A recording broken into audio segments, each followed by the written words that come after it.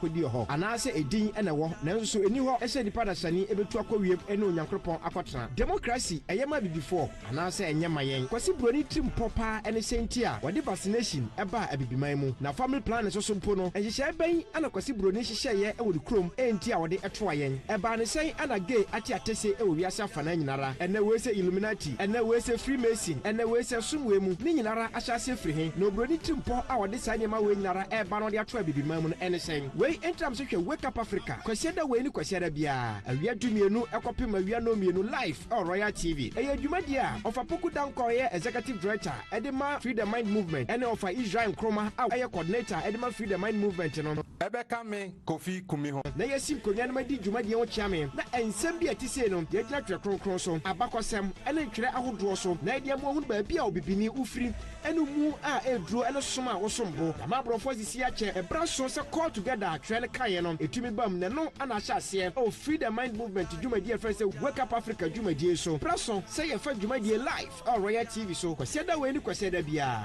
awia dumienu kopim no mienu na ya jo so adwenche na wasemmisa yeye ano e dia ma Wake Up Africa abibiman moma yen sore yeah, one business general Abatown Niko multimedia so pay video editing, photo shoot, photo editing, documentary, business advert, music video, funeral program, birthday parties, onua uni how cry. Esan say Niko multimedia ebeye ni nyina. Nanso ye yo so we your wedding papa bi Niko multimedia si en ha ho cry. O me cover ni nyina ma. So we are sorry anaso say we edwumakuo bi a opesa u streaming live u program aye social media handles na aye Twitter, Facebook and the keka ho na Niko multimedia si woni how esan so mo ye ni nyina live abra program na ekoso Niko multimedia si omotonton gadget aye media gadget papa ebini aye audio and video equipment, cameras, speakers, microphones, mixers ni nyina Niko multimedia aye ho adwuma Niko multimedia ewo Koforidia eho ana motare betumi afrend Niko multimedia ewo 0244 549107 aye Niko multimedia the media general ewo town. Thank you. From Accra to Kumasi, from Ghana to the global stage, one name defines modern excellence in construction, which is Israel Consult and Construction Company Limited. We design, we build, we transform. Our team of skilled professionals delivers world-class architecture, reliable electrical installation, expert plumbing, flawless tiling, elegant painting, and premium home finishing that turn every project into a masterpiece. Whether you are building from the ground up, renovating your home, or upgrading your property, we handle every detail with precision, passion, and integrity.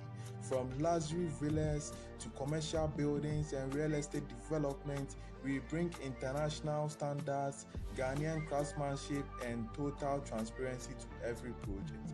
No matter where you are in the world, contact Israel Consult and Construction Company Limited to make your dream home come into reality. So whether you live in Ghana or you live in a foreign countries like abroad, like the USA, Japan, Canada, or any other type of country, trust us to make your vision a reality. Israel Consult and Construction Company Limited. The motto goes, building with quality, building trust, and building the future. Taxi driver dreaming of your own car. Work and pay cars. Wake Up Africa Drivers Union is your partner. Come and let's negotiate. We support drivers to own their dream car. Join us to own your car, secure your wages, and drive your future. We're stronger together. Locate us at Accra Kosoa. Call or WhatsApp the following phones numbers. Wake Up Africa Drivers Union, own your drive.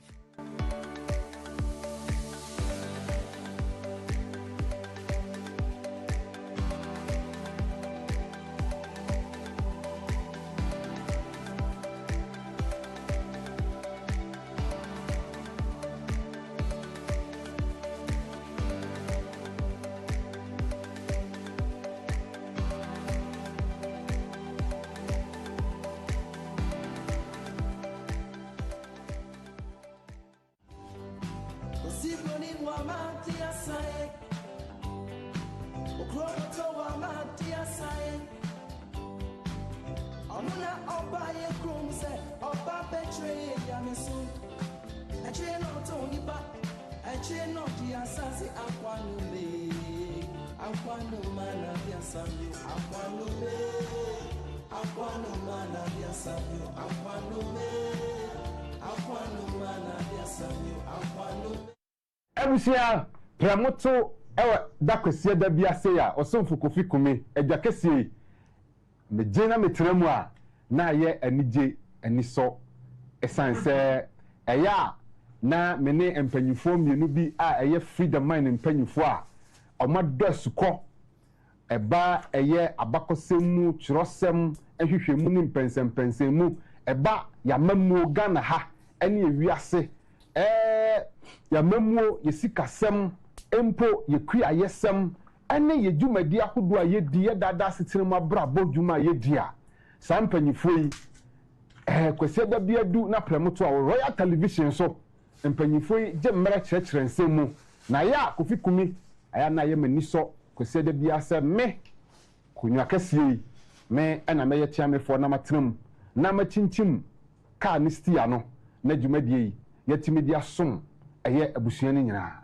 na mpanyifo yi enye mpanyifo bia se wofaya poku danko a oye executive director de Maiku FN Freedom Mind Movement one ne ba Israel Nkrumah a ono so ye national coordinator edema Freedom Mind ko ya sa mpanyifo yi ena kwese da bia premoto fidie so Royal Television dwumadie ye de besomo enanso so kwese da edu premoto ane yaba dwumadie na ye de ba besomo na yare baba sumwi na sese ebia na wotwe ne na fidie na woni so na ye bon kaye na yi wasutire se ofa any Israel tena so no ensensam ne nyina akogina eye heaven and hell na empanyifo ejemmere kyerɛkyerɛ mu ema Enoch die baamu oni Elijah die baamu se omutuko heaven ema Lazarus Abraham so in relation yese Abraham no wo heaven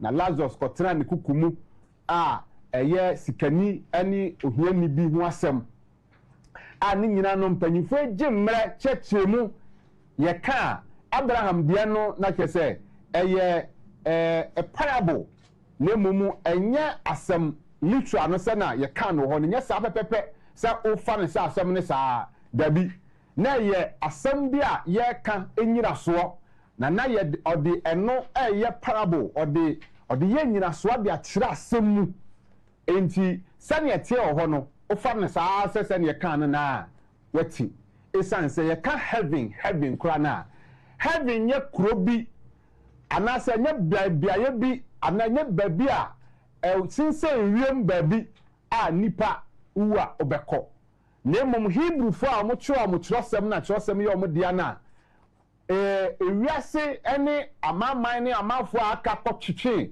emu nkyeremu fi ya ye Hebrew no ye ka se heaven a the elevated state of mind enunti ofa relate ya ma obekire se Yeshua eba ya na ninsam kan nyina no na akoye montwe mo fi bone ho na monye ne yetene esanse obade ahenie no obade ahenie na benti na ono ne de no na okan hinie abi hu asem na hinie no okire ya be kire se sa hinie no ewomumu nemum eni aso baabi enunti o se the heaven is in you to ase mamo hwe benku mamo hwe nifa mamo ntwe obi nhwe ni obi ene ne ekoso nemum wankasa heaven no is in you empanyifo ekire ya ma ye behu se ampa heaven no elevated state of mind a place of being nemum enya biaye bia obabewu na se uwu achi no oye papa wako ena Israel so ema yehu ye ofama yehu hell so nya biaye bi se wa asase ase ho no eja brim sanya Christopher kanu no na uwu a na oye bone a ode ho na obekọ empanyifo ekire ya ni nyina no akoye mechanism a religion efa ya nipa religion afa mpanyinfa me yahu say religion ye nipa nhyehyeye na one of tool mechanisms are gina so e dey control nipa e dey hura nipa e ma nipa ne submit to ne on pese omode e hye omo no eno no mkofa hell and heaven sa yi concept yi e dey beto mu a amenne obi asori a heaven hell na no na Israel aje mmere chechire mu ma yehu say a Christopher o heaven ko say heaven no enye control mechanism a na say eyampa obaade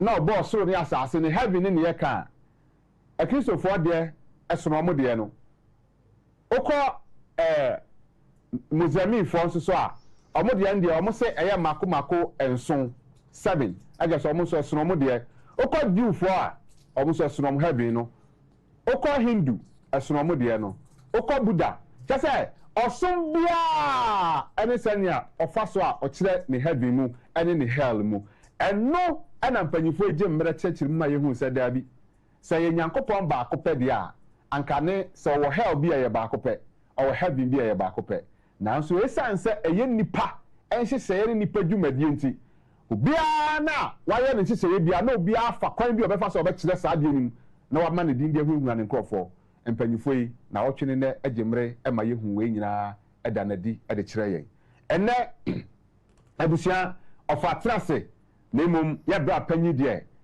afidie yi so enne wantimi ameka ye ho esanse ontiapo ne santi ama dwumadie enne onka ye ho abusia ne nyina fa nche yen se enne ya bra panyi ye Israel nkoma onka ye ho Israel minim se ojujo ho na yetiawo ebi a obia no yesese obade ebemo ahoden na watimi asore waka na kyese yensi na woche mu bi mu no na kyese ye ne anati fidie yi so anu ti bia obia no yetiawo ani maka ne sa wie no ebia na woni fie na nso dwumadie wo pese oka ho life ani okọ Abefontin tanso a eye wake up free the mind mfancha mi abusia okọ Abefontin tanso a oyehwe wake up Africa GH oyehwe wake up Africa GH a eye YouTube na Facebook ani dwumadie obetimi aka ho live na wonso wahwebi na okọ a yesrewa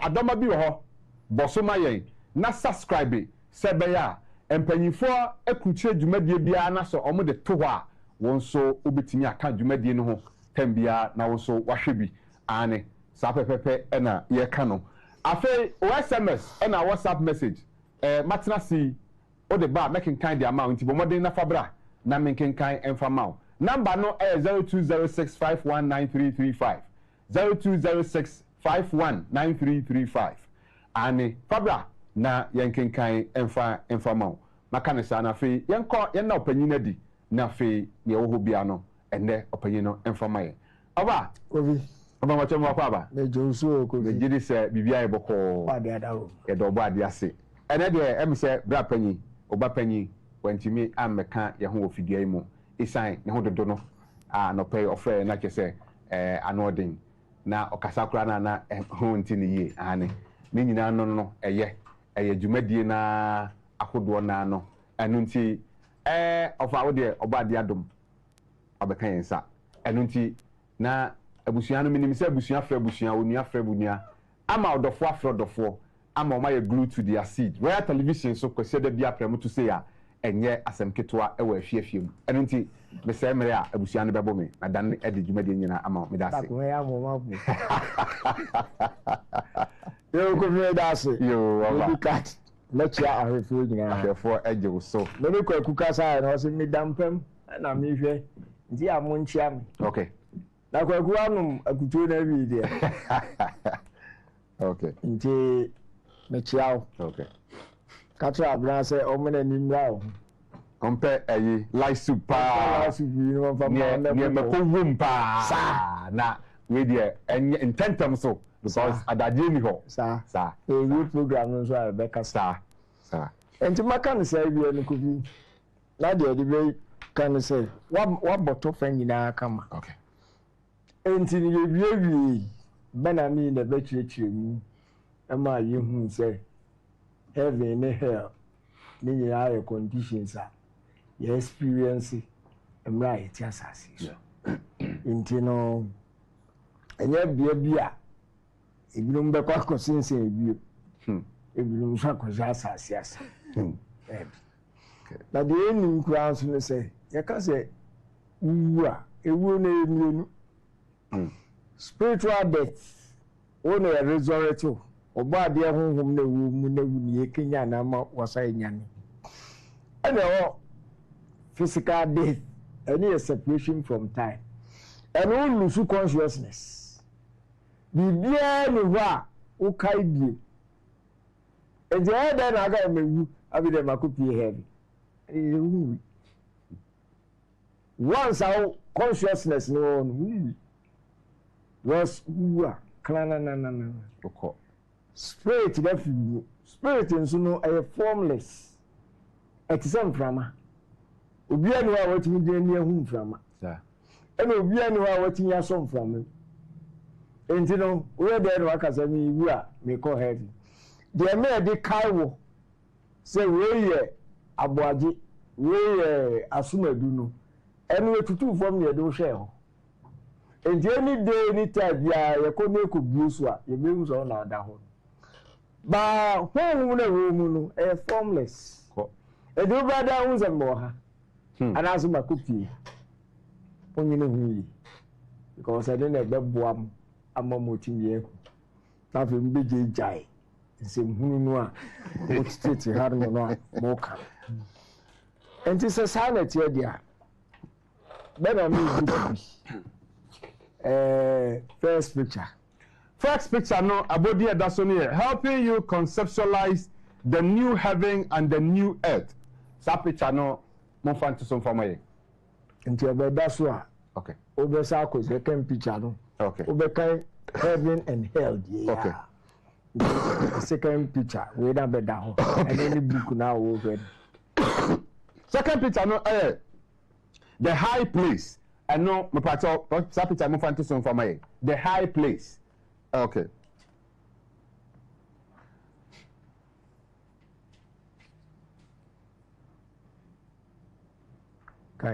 okay yo heaven no where the high place you know wa shisha no say your high place heaven original Hebrew concept into yaka high place na in the Hebrew mu say ni asekyerɛ nkasa ekyerɛ no anie I say heaven na asekyerɛ no e Hebrew mu no kyerɛ say high elevated state of consciousness concept precepts divine intellect the mind experience only in a physical lifetime on earth based on actions and attitudes into way any enchiremu you can't have in a Hebrew concept you know okay and your friend is saying Greco-Roman concept you know and namafo de ya ye nyina ye kura ma ye de bra ye ya na ye kura mu I say you can't have in I say a physical celestial abode that one ascends to and meets God only after physical death say a Greco-Roman concept you know omo de bra ye na ye ka no Bible mu everything ya tie heaven no sania Hebrew for antiase etie any sania ene wiase enso ntiase no omukuram ege say afami no ebabura kura esumo bia ne de okay ye ka hell nso a eye Hebrew for antiase hell enchiremu no anie I say a degenerate a debased consciousness concept precept intellect experience only in physical lifetime on earth based on one's actions and attitudes chese enipa no eye anka oboade nimdie ne ntiase oboade adeye ne nyema ode be nante abobra wo mu no ode wawuwom chese wonni mu ntiase bia enti wode chese ye ka oboade ne nadeye ne nanamutuo ne nyema ode ma hye se yemfa mobra nante na kese wo de wo ni ho babia wa yira eno na ye hell no Hebrew mu na kese wa wo ni saa de ni bi no wo ni oba de mu nti ase na wo ye nea wo pɛ wo nam wiase ye nea wo pɛ na wa fa wiase abobo di wiase nea ma nante no ɔse eno ɛna ye frɛ no sɛ hell ana Hebrew fronti ase no ana eba Greco-Roman concept nso so a ɔse hell no ye a sub-terrestrial abode that one descends into and meets Satan after physical death. Okay, ipacho we ene entiase a mienu a eye yakenkan a da bienu so no ipacho pedase. Enti Kofi wakenkan ma na yahu the difference between heaven and hell. Hebrew ntretimu heaven and hell, Greco-Roman ntretimu. Na sese na tie se na okan aye no Greco-Roman ntretimu no ama enipa adwene ate atofom dia na nu na igira ho ama obo ade no nso ahunu se sa heaven ye hunu se elevated state of mind no aye corrupted enu nti no Isaiah 65:17 to 19.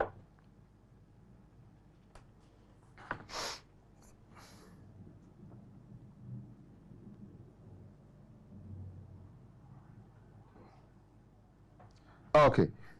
You call Isaiah chapter 65, 17 to 19. Okay. Yo. I say Isaiah chapter 65 verse 17. I say, for behold, I create new heavens and a new earth. Hey, Tobuasi, you create what?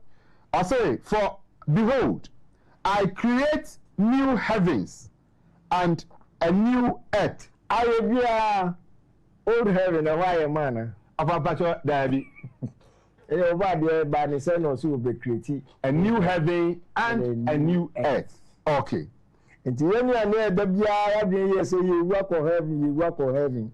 I will be a name as I can say. A new heaven and a new earth. It's your way no. You know, say, what the Kenya woo and son of Bad new heaven, new earth now. I don't know, obey day now, about PMO. Because who call heaven that no.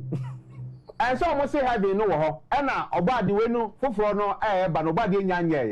It's who call that be now or that no. About the boss for frona honor because about the say old one obey you don't for front there. Like I said, who call on yano. When you are by aninu One Casamu Yaninu offer you. Intermediate offer my young sir. About the other cast or say, for behold, I create new heavens and a new earth, and the former shall not be remembered, nor come into mind. And you just say, yeah, Paul, old heaven, one we have in the county out of one we have called heaven in your back. About they say, say, and no harder all kind of being. It's when you have a cow about the cow. As of one that dying, papa. When the chest say, I have in the hell no, or my no heaven and not earth no, or mun tiasie. To man church, say, or maybe I did diagro. Yet was to the 18 no, also but be ye glad and rejoice forever in that which I create. For behold, I create Jerusalem, a rejoicing and her people a joy. 19. And I will rejoice in Jerusalem and joy in my people, and the voice of weeping shall be no more heard in her, nor the voice of crying. Pastor Mary. Isaiah, I create new heaven and a new earth, and the old shall not be in remembrance again. You call Revelation 21, 1 and 2. Okay. Hey, as of diagro. Revelation chapter 21 of 1 and 2. Revelation chapter 21, verse 1 and 2. 1 or say, and I saw a new heaven and a new earth, For the first heaven and the first earth were passed away. And there was no more sea. 2. And I, John, saw the holy city, New Jerusalem, coming down from God out of heaven, prepared as a bride adorned for her husband. So I have you now Yeshua eka ho asem o ka say is in you. Kingdom of heaven is at hand. And the kingdom of God is within you. And then heaven, no, basasi so. Any person or the yes I have been no. Sir. And you know when you are in it as say. Far. I've been about the confirm me who say any I who say agree assembly can. If you said the old heaven had been invaded by Greco-Roman ideas and mindset, and until I go walk and say, me work on heaven, me track of you, me we are Bonidia, we go assassin. Corruption. And I corrupted.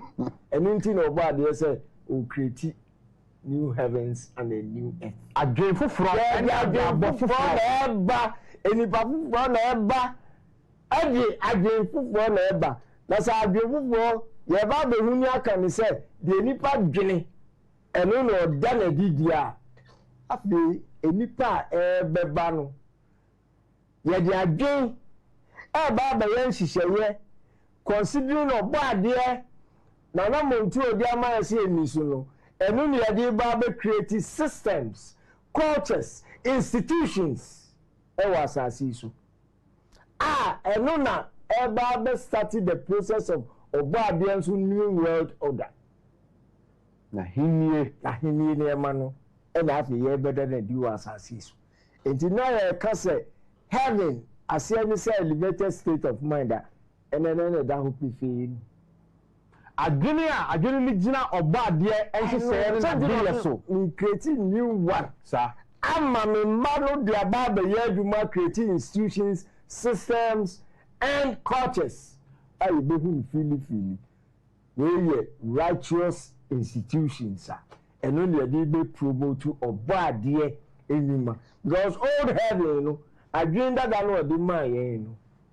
Atochima. Ofa ampa HSS Revelation na say Isaiah ba ko kan say o si ye ya be do yemfuo sa bre no e wo sa new heaven Isaiah na ya didi aduane na so obi be wu a na wanya na wanya fie wo ha enu kura mbo wanya enfie wo ha na so ya kwala onyiye e na wawu ntem so sa enti na no asem e na Isaiah ni Revelation new minds and new institutions, systems, and cultures. You have better than you as a season. And they are promoted to Obadi and she say. Into an inti, any of the buy. No baba. That is a BBC. Sir. Say, Pitri BC. Ewo, the departing. Revelation 12, 7 and 9. And now for me, Revelation chapter 12, 7 and 9. Revelation 12, verse 7, I'll say, and there was war in heaven. Michael and his angels fought against the dragon. And the dragon fought and his angels. 8, you know. And for jumping code 9. 8, so I'll say, and prevailed not, neither was their place found any more in heaven. And the great dragon was cast out, that old serpent, called the devil and Satan, which deceiveth the whole world. He was cast out into the earth, and his angels were cast out with him. And that hold. Actually said, ye abonsam na de ye na fiagi no ma say fiagi no munti say foforo ne nneema papa ne de gu kwam eno ni de education papa sa agriculture papa no higher consciousness na ba be hye adwene mu sese empanyifo papa e be gavin ye yie sa na tie e be ma nipa ho atono nipa ho adwo no sa nti Isaiah any revelation there can no and a piabon some beto asase so ye di na beto ho ama baby odano obiara benwu so no da ono da ho no nti na di ye ya ne ne sise no enka ibi ene yemura no ya twen ho afiri no until he's of no use I don't know so bad no champions die hard and your men play and will take human form they will take human form no and they are very visible in religion in education in politics and economics hard watching and the nyina was assassin religion enu na akụfa were aba na ewuwe akwụkwọ ha wuwe wee nyina aba ema ya dị ka Paul asem ya beka New Testament asem enye ma ya hihye ya kan wasem nyina no concept of Jesus abewu like so the moja when nyina ready bibi concept nyina religion from the buy any be nyaaye through all of the education buy into the curriculum ma hihye no and then you see a school union day and so now they be the American say educated illiterate who be a school yes uba politics no dey any egu no kwa better I know who I say okay because democracy and I say political institutions and religions na bad during the age of crisis. Okay. Into American one. Okay. It is a religion, illusion and deception. Politics in so deception and illusion. No difference. At the corner, I remember. I don't get the okay. And you know, young Cosumianka. And the end of Bar Basha Hono. And the only one who said Bunsan the Shanty, they pan home to ma.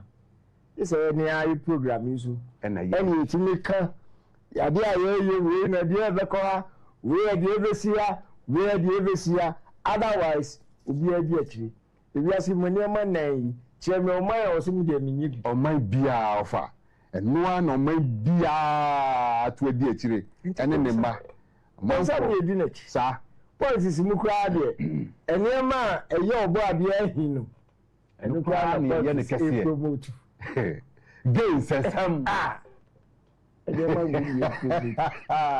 as we feel say yes oba so enti when nyina nti ana be corrupt old mind no enti ye to atwene we create a new mind new heaven senior the best start your project oba ade enema ama se adwene ho a eno ne be manifestation e wa asase isu in the new institutions beba eba be free obo ade high consciousness ni ya be tinting institutions systems and cultures e promote obo ade no kure eno na eba nza bonsam so no promote ni new world order yesu eba be promote obo ade so new world order be hu de obo ade ne de na be survive nti da ehọ no na de wo ho no eno no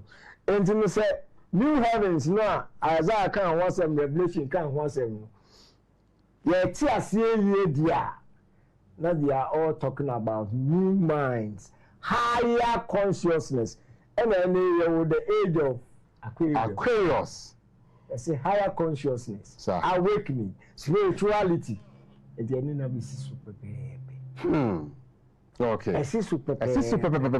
Your body there, and have you ever been promoted all along. Age of crisis, ebe deception, any illusion, and of course. Now, of course, you catch a one say, where the GDSM, and yes, I am no crying boniasm near Becca, a GD, and I'm perceived there was a GDA, and my dear D. Out to make a crime or soft footage also did you was any more bone deliverance. Sir, yeah, bet you was on a hey, Baba. Yes, I want to say, yes, some of that's wait, and you have from sir. I have a bet, you did Bobby, you know. You call Psalms 115. Okay. 15 to 16. Okay. Psalms 115, 15 and 16. Yepacho yekai Psalm 115 verse 15 and 16. Verse 15 no. I say, ye are blessed of the Lord which made heaven and earth. 16. The heaven, even the heavens, are the Lord's, but the earth have ye given to the children of men. And as I said, Obama, Yatina Bia, ye Bia, assassins. Hano de man nipa. Hano the man say, you need a beer. And the way that I was one lose consciousness me to a cost. Now I saw my week a one. I saw my week a one. A day. Isaiah 45, 18. Okay. Isaiah 45, 18. Isaiah chapter 45, verse 18. I say, for thus saith the Lord that created the heavens, God himself that formed the earth and made it. He have established it. He created it not in vain. He formed it not to be inhabited. I am the Lord. I say, he formed it to be. I say, for thus saith the Lord that created the heavens, God himself that formed the earth and made it. He have established it. He created it not in vain. He formed it to be inhabited. I say, oh yes, sir. He formed it to be inhabited. Ntina just say nipa yetina biani or yema wu nipa. I am the Lord, and there is none else. Upon Bacho Mary. And see, if you baby, they are coming in heaven and hell, no. Back where I Guinea. Emma. A manifestation, you saw what the enemy was as is. Brabo, I didn't hear hell. Want to. I will hear. I will become a mere what your assassin. One hour for play, sir. You mean no correct. It's a real. Says a near ma and fata. It's a me, now one could you. What to be there of the great Daniel baby any power? As we be done in Rao, be anyway in town. And only hell. They will not say, baby. Now, yet wako babies. Until the heavy and the hell concept, you know. Abba. Now, you're queer, you know, and best I'll be clear, baby. Okay. Young democracy, say, and be can't say political institutions and as systems. And also during the time of age of crisis, and then now you're full of illusion and deception. But you're at that time. Now, you're marrying now the TSS democracy. So all systems and forms of governance there, and then they stand it out. And Abraham Lincoln cried command speech view of Pittsburgh. And one of Kokama will be our school behind the kind. Government of the people, by the people, for the people. And you'll be our school behind. Okay. Abraham Lincoln, the command speech of Pittsburgh and all cancer. And with that speech, you know, Samuel my country, and the man, when you chance as is, or man, be a year, be to say. Politician bia or men bia so no started defending democracy. Sounds na ekoba say the clergy omo so omo ya sofo ni ho aman omo so buy oh eno ane ade papa omo ni je ho ahwe Ghana e be election ahwe Roman for ni wo ma ka ho omo bem beka bi pa na politics no say any omo ka bi pa afọ amo play role major role because amo ka eba politics ayi na ma committee ni mpanyifo ma former this council they love it seriously so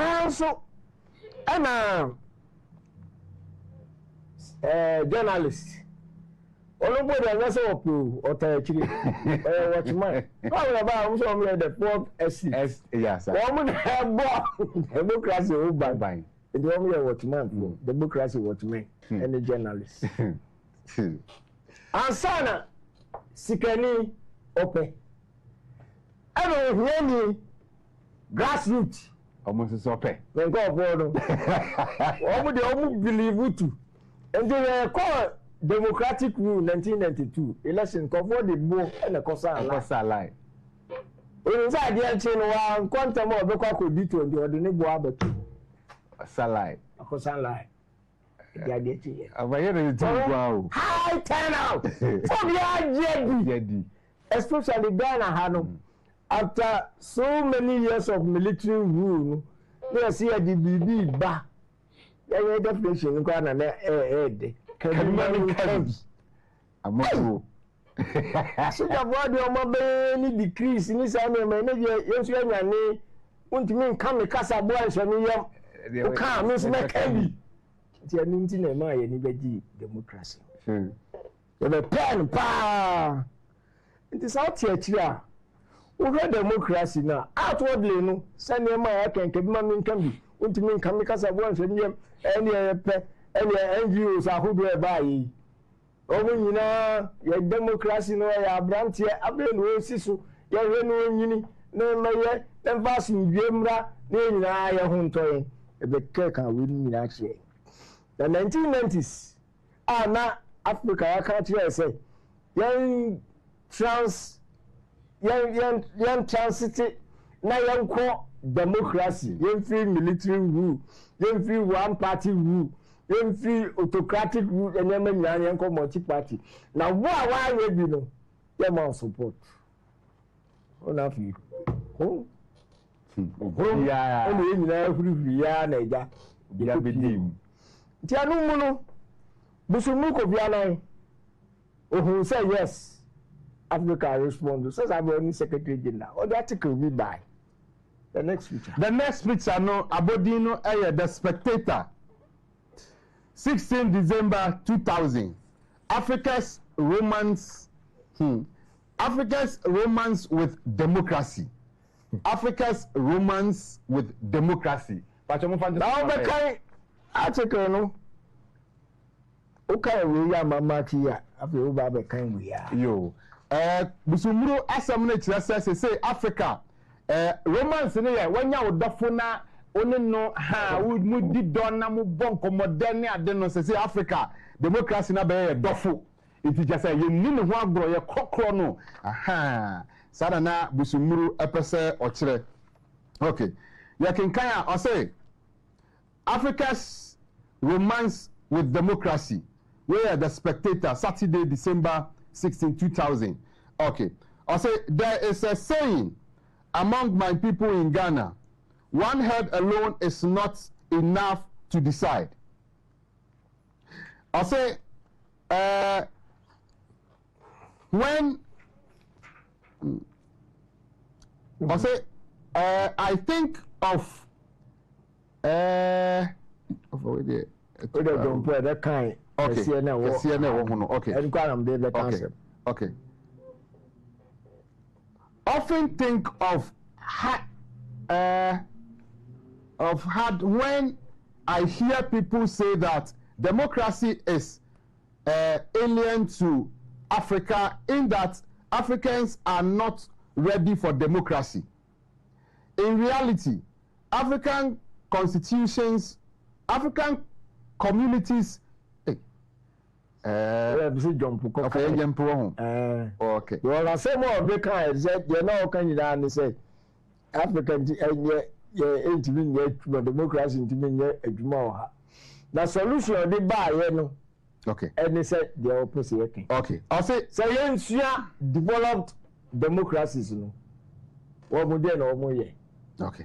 Mean a bit me about be Africa. Okay. I'll say in mature democracies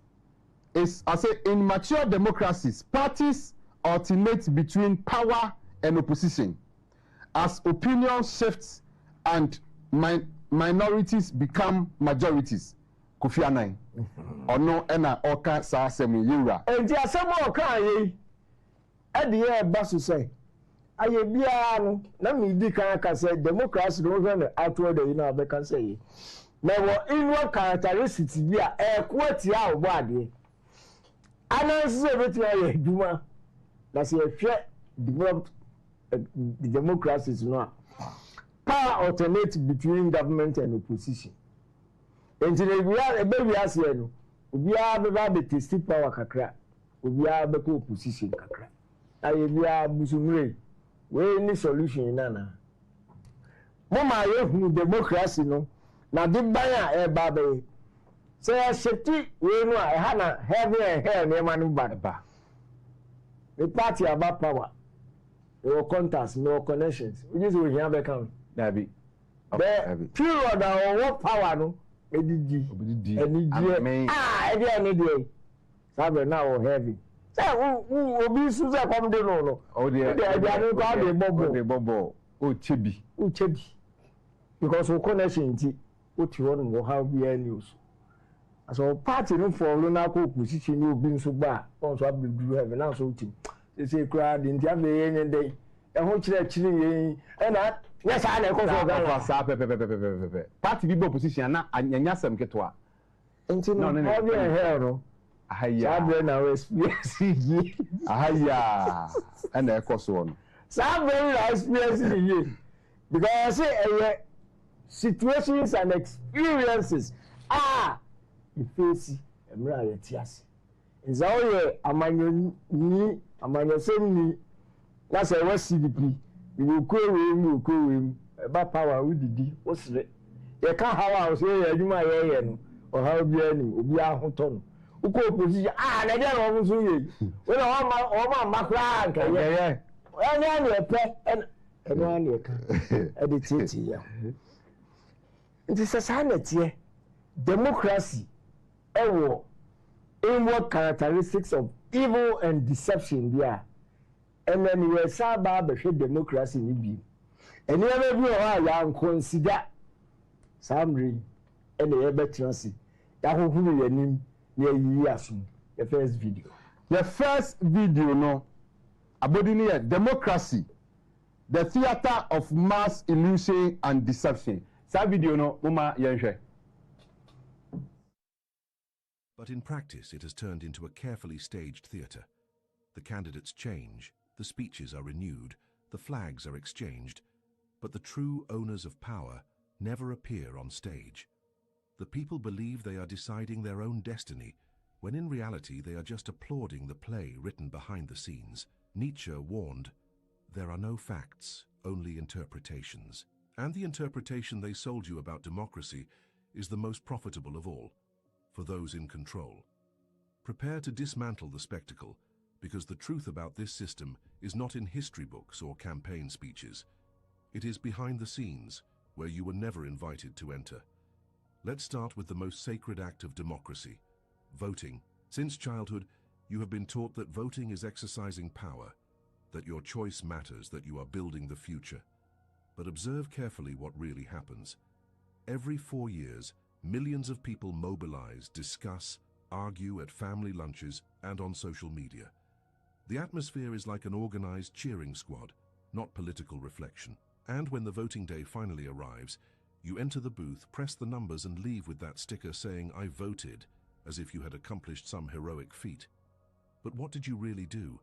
You participated in a ritual, a spectacle carefully designed to make you feel like you have control, when in reality, you are just legitimizing a system that has already decided everything before you get to the ballot box. The options presented to you were not chosen by you. They were filtered, approved and financed by those who really rule. The viable candidates are those who have raised millions in campaign donations. And where does this money come from? From banks, corporations, economic groups that do not appear in the debates but define who will appear. Think about it. If you can only choose between A and B, but someone has already chosen who A and B would be, are you really choosing? It's like asking a child if they want to eat broccoli or spinach, and then saying they had freedom of choice. The structure of representative democracy ensures that only certain profiles reach power. Not just anyone can build a viable candidacy.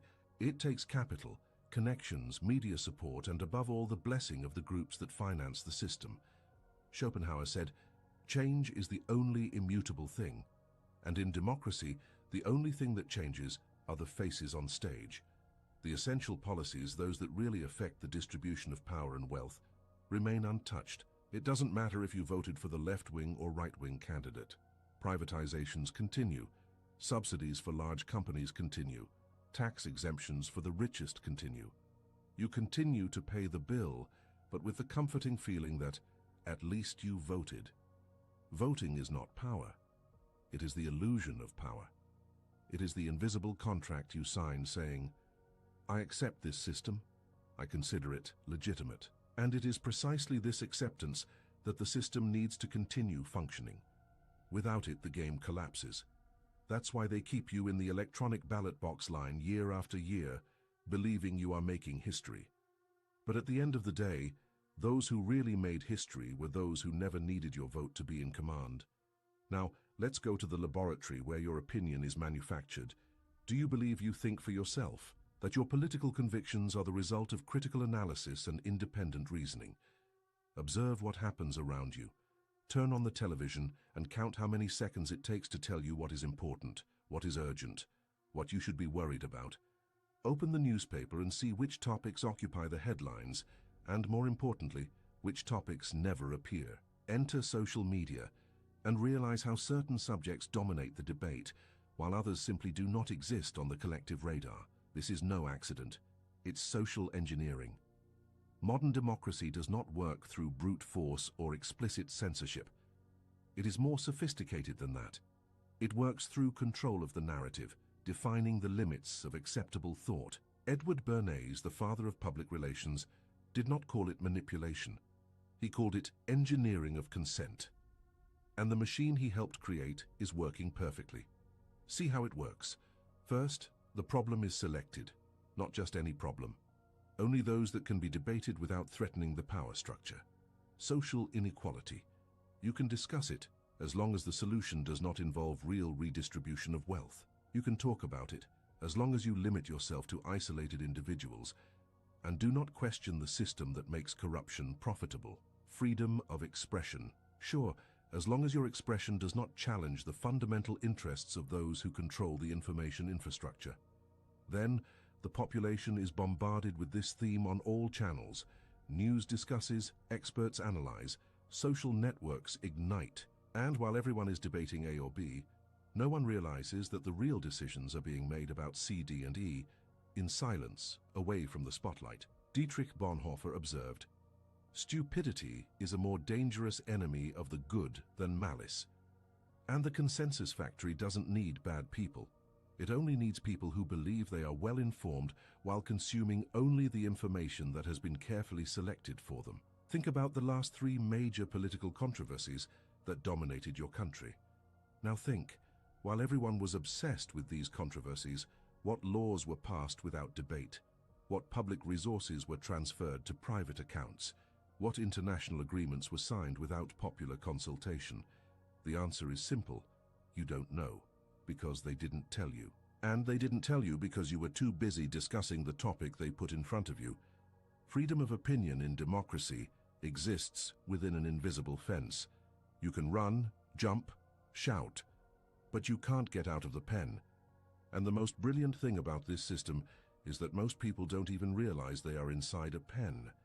They look around, see room to disagree, to debate, to position themselves, and believe that this is total freedom. They do not realize that all permitted opinions, even the most radical, still operate within the fundamental parameters that keep the system intact. Observe the political theater carefully, and you will see something fascinating.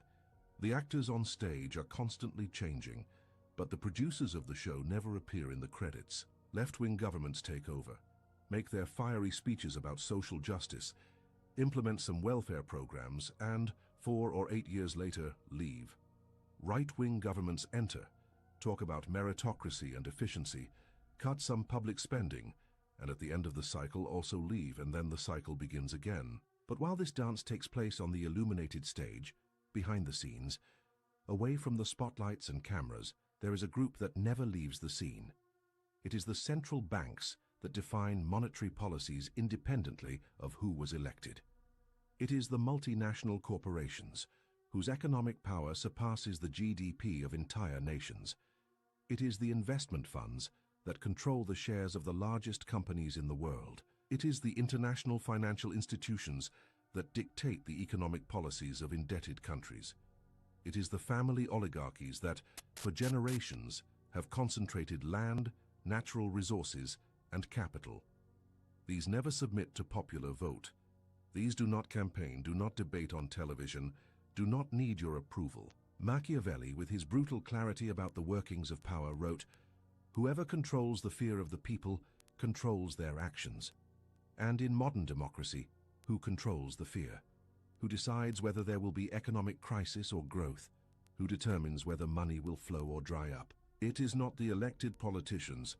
They merely manage the consequences of decisions made in private administrative councils and closed meetings of organizations you never elected. Think about the last 20 years of your country. How many different governments have been in power? Now ask another question.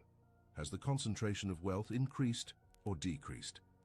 Have the banks become more powerful or less? Have large corporations expanded their control or lost influence? The answer is obvious, and that tells you everything you need to know about who really governs. Politicians are temporary employees in a company that belongs to other owners. MCA Sabi when you go Osha Wake Up Africa do the Royal Television so aha na obenya ni say democracy. Na democracy no video no mayati asese na de ban nyina akoye te se ohwe sini. Sini no ohwa edu se yeyi eniema na se nia edu obi aso a no aba be ye ne de ne hese oye uwie pe so fi stage ho na ofoforo aba no aba ye ne de na okọ saa na video no mayati asese democracy no eye enipa bidia na saa enipa no odidin bi ma mo se from oligarchies, the World Bank, the IMF,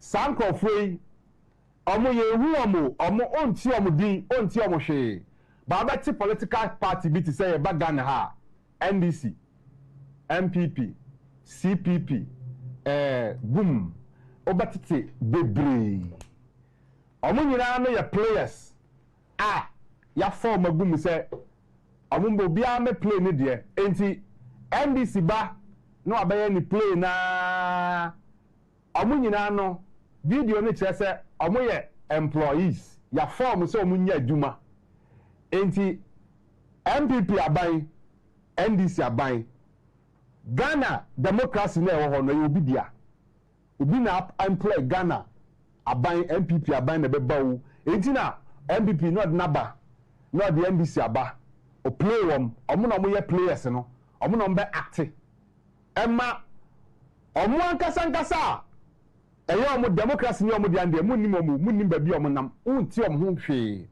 nti omo se sha de in such a way say senior omo pesa wote nsam no ni omo pesa wuhu na wodi ni say o abeboa wo eye o man na ye no eno ana omo ma o media no enti wo de hwe nsam a omo ma media ne ka wo asem edu tam ebe politics a yebe to aba omo nsam a omo fa eno na omo de ba na mama media ni nyina to de akire debate ofa TV we so radio station na ye ka wasem sa nemom ne wachi nema na kasa eno na ma enema ye adwuma ne de unti bia ho asem ena enema ekoso nkasa no unti bi ho asem wodi ya ne say enema ye pesa wote ade wa jadi say wo kan wo kra na utusu MPP NDC mo betra akonya no so no enu pepepe odi ano no ti asese omo sisa ade no aye play in such a way say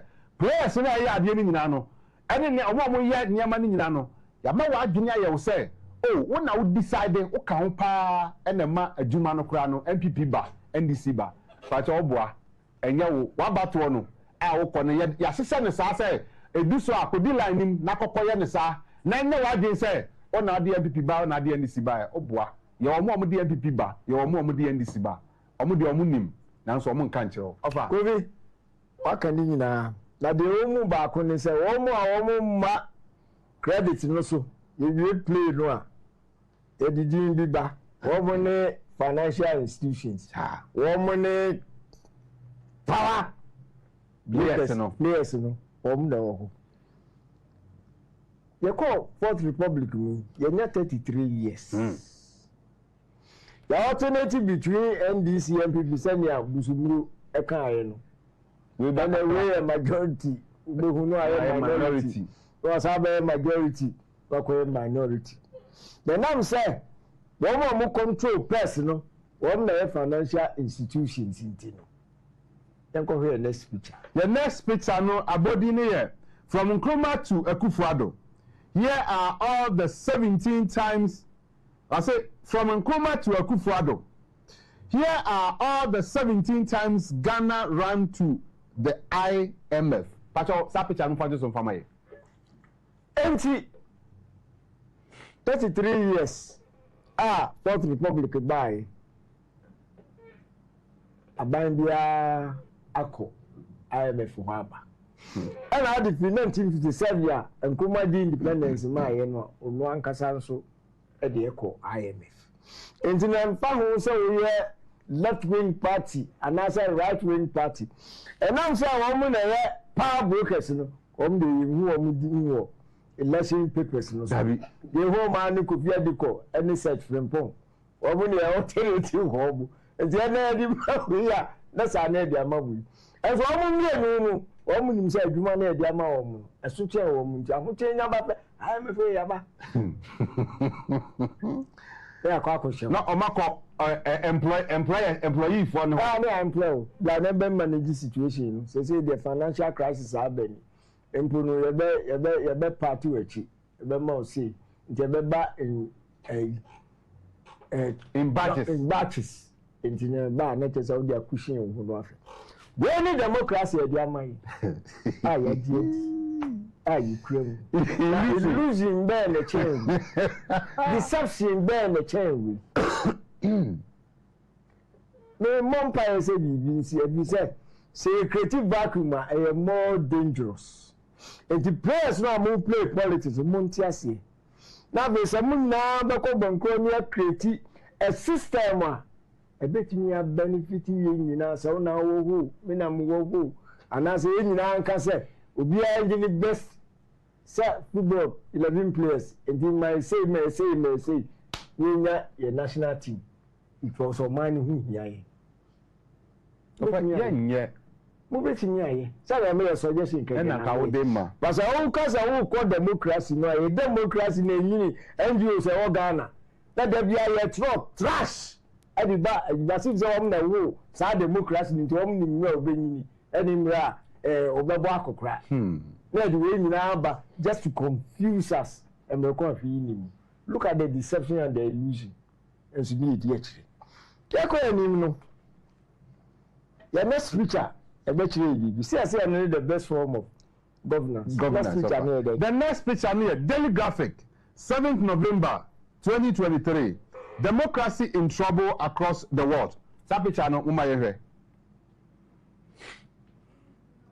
na de ntia democracy enya problem ni say ma eti ase say Kevin Manin can be and the expression they will be with the right to express himself herself and so the call we are seeing the cover the echo so am saying abaya hodo asati 88 o mu manfo enanso 18 wo mu mini boss kasabua no na ebe nya show ye mu be nya mini empne e ma me kasa ntia me bra me bra we ye economy ye uti nchen na We had the conversation. Oh, to over parties.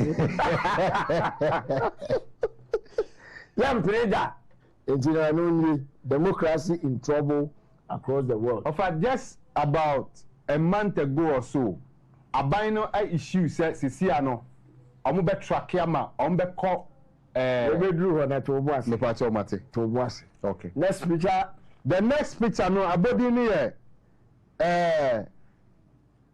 EIU report, Democracy Index 2024. Okay, move past that picture into some family. And over kai enemy. Okay. You, the Bamcho, near Dasuna and Ayekanu, EIU report, Democracy Index 2024. Despite a record election year in 2024, when more than half of the global population went to the polls, EIU's Democracy Index recorded another democratic decline. The average score fell to 5.17, its lowest since the index began in 2006, down from 5.23 in 2023. Only 45% of the world's population lives in a democracy. 39% under authoritarian rule, and 15% in hybrid regimes that combines electoral democracy with authoritarian tendencies. The Democracy Index 2024 provides a detailed analysis of political trends at country, regional and global levels.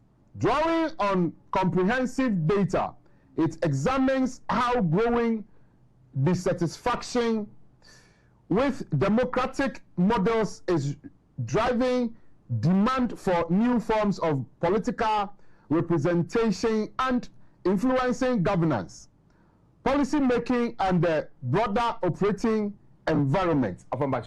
Next picture. Next picture, no, Abodino, global democracy report. Majority of countries worsen as press freedom hits 50-year flow. Freedom of expression. No. Any the Kakahu and decline 50-year low expression. The idea mind.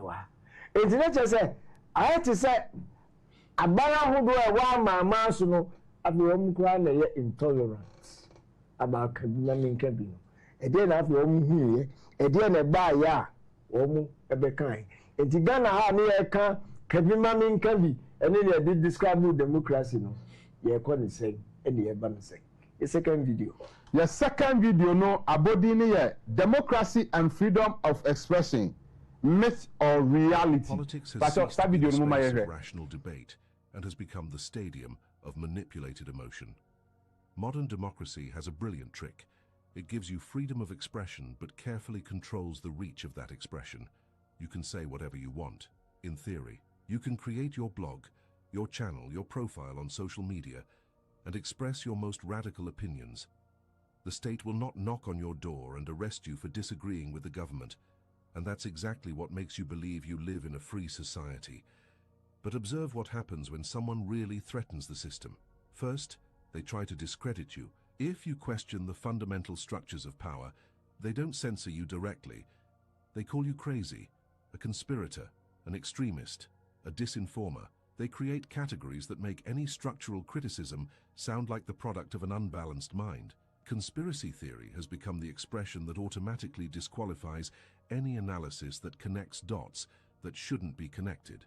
And it works. Most people are afraid of being associated with these categories, so they self-censor even before anyone needs to censor them. Second, they control visibility. The digital platforms where you express your opinions are not neutral. They have algorithms that decide who sees what, and these algorithms can show you to millions or bury you in oblivion, all without having to ban you or silence you explicitly. You keep posting, you keep writing, you keep talking, but your words don't reach anywhere. It's like shouting in a soundproof room and believing you're exercising your freedom of expression. Third, they destroy you economically. If you have too much reach and insist on questioning what shouldn't be questioned, they don't need to arrest you. They demonetize your channels, cancel your bank accounts, cut your contracts, pressure your advertisers. In a society where money is survival, cutting someone off economically is more effective than any classic state censorship.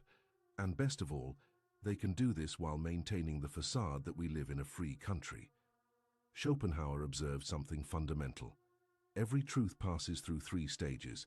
First it is ridiculed, then it is violently opposed, and finally it is accepted as self-evident. But modern democracy has created a system where most dangerous truths never make it past the first stage. They are ridiculed so efficiently, with so much media repetition power, that they die before they can be seriously debated. Think of the subjects that are considered off-limits from public debate, questioning the fractional reserve banking system. Crazy stuff. Suggesting that large corporations control governments through institutionalized lobbying. Conspiracy theory, pointing out that corporate media has a direct interest in maintaining certain narratives. Hate speech against journalists. The siege is perfect. Any structural criticism can be framed in a category that automatically disqualifies it. And you who live in this system believe you have freedom because you can complain about politician A or B, because you can curse on social media, because you can protest in the street with a banner. But just try to organize a real movement that questions the ownership of the means of production, that challenges the monopoly of monetary issuance, that proposes a truly different system, and you will see how this freedom has very well-defined limits. Democracy gives you the freedom to bark but never to bite. Now we come to the core of the matter, to the truth that sustains the whole theater. Democracy is not the government of the people. It never was. It is a hidden social contract where the masses agree to obey in exchange for the illusion of participation. It is the most sophisticated form of domination ever created because it convinces the dominated that they themselves chose their condition. And most fascinating, this system works precisely because you believe you are not being deceived. Let's get to the basics. Who makes the laws? Elected representatives. Who obeys the laws? Everyone, including you. But here's the trick. You don't write the laws, you don't vote on the laws directly. You have no real control over the content of the laws. You just choose who will write them. And that person you chose, they will write hundreds of laws during their term. Most of them technical, complex, that you will never read. They will make agreements, negotiations, approve projects that you didn't even know existed. But when the police knock on your door to make you comply with one of these laws, you can't say, "I didn't agree to this." Because according to the system, you agreed when you voted. It's a blank power of attorney. You give your vote to someone to do whatever they want for 4 years, and then, regardless of what that person did, you are obliged to accept the consequences. There is no return, no cancellation, no real accountability. The politician can do exactly the opposite of what they promised, and the only consequence is not being re-elected. That is, continuing to be a millionaire but without the public office. You, on the other hand, will live with the laws they approved for the next years or decades. Machiavelli, in his brutal lucidity about power, understood something that few admit. Men must be either caressed or annihilated. They will revenge themselves for small injuries, but cannot do so for great ones. Democracy caresses you enough, with basic rights, with periodic elections, with the feeling of freedom, so that you don't feel you need to take revenge. But at the same time, it gravely offends you by concentrating real power away from your hands. And since this offense is diffuse, invisible, diluted in bureaucracies and complex processes, you have no way to avenge it. The social contract that Rousseau imagined, where the people govern themselves, does not exist in practice. What exists is a contract where you agree to be governed in exchange for being able to choose who governs you. But choosing your master does not make you free. It just makes you a slave with a little more psychological comfort. The chain is there, but they painted it the color you chose, so you feel like it's yours, that you accepted it voluntarily. And as long as you believe that, you will never try to break it. The true function of democracy is not to distribute power, but to legitimize its concentration. It is to make you feel that the system is fair because you participated in its creation. It is to transform your obedience into a conscious choice. It is to make you defend the structures that dominate you because you believe they are yours. And in this game, who wins? Those who have always won, those who have enough capital to influence the rules, enough resources to be above the laws, and enough power to never depend on your vote. Democracy is the most efficient way to make the masses voluntarily support a system that exploits them. It's not a flaw in the system. It's exactly how it was designed to work.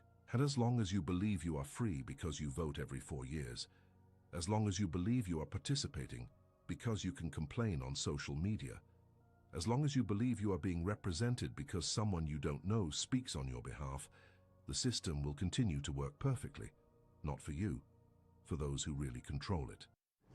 Abusia sabi o sha Wake Up Africa di me di Royal Television so na yesa maboto mayemre isan se ofa videos ni bi o de basa na ye chirechiri mu a o ti ase a bun se chese ewiase na da ho no areho na emmobo chese un se ye dinia machi a ye nti ase ye nim na de ban chese un se ya chichiri ye nsa ye nan bibi agu achi o ena ade no esan se illusion ni deceptive nti no unti ade no kwa unti ase enzu di achiri na ohwe democracy sani o ma hihye no ene na de ban a wo yese wo na wo tumi no ana wo de wo tumi no da wo de wo tumi na koto aba ayi obi wo sa nipa na wo tumi awo no wo tumi de wo tumi na de ma na de wo tumi to aba pe wo tumi na wo nsam no aya nya wo tumi to aba pe yese sa wo tumi na wo no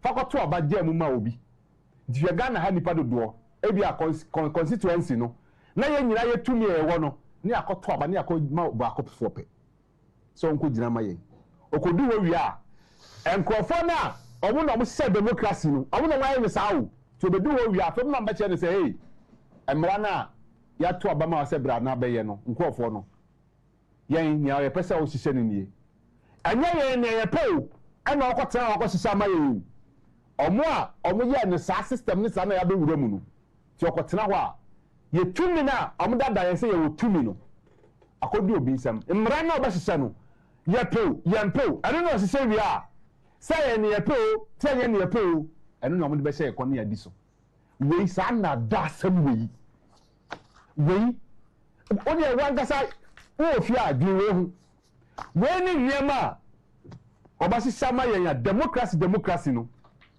e je say aye enipa bi ansise ya omudi control yen ana media no so ne abeka o democracy kabima mi kabi wo kabi ma mi an kabi na wo kan wo dia na wo kan no enko ba bia isanse na systems wo ho a wo dia na wo kan no wo kan omuni nkwan on be fa so a ye betimi kra asabotache na yaka che se won ma wo kan tikura na adwuma kra no wan hwa wo nya bi nye won so o pa adwuma na wo ho wo be po nti nya beka che se kan no ukatra entu utimi ko media station bi anya utimi ko media station wo Ghana ha no omo wo ye regulate obi a ye won sem bi wo ha ukotra media station bi na ko kape banya ama no utimi nka enso ye say ka bi ma mi nka bi adenti da ka me ko radio station bi na me wa sem bi na pesa me ka adenti na me pe bi a mi ntimi nka because freedom of speech tinya me bo me bo so bi a na pe bi a sem ntimi ka obua edu ba bi pe ti ya regulate nya on pesa wo ka no na obetimi atena so na wo ka nya on pesa wo be ka no wutimi kotena ho nkada ye beji wafi so enti wo asem pa nanso no obi ante wo kan ti bon se wasem no aka obotom enti wo asem a eye no kware asem a obetimi ama nia omo ye no apawuntu mama na da bi no ye ma wo nkada ye be pe kwan bi o be ka wase na kese wo wasem no aka obotom over kobi eto aso no ene yewura the age of Aquarius technology aba na the everybody ni say ama governments are becoming autocratic if so want to manage kabima men can be no the whole person express ho no even na mepe enti mepe kwan na mamia both ba technology aba in the age of Aquarius no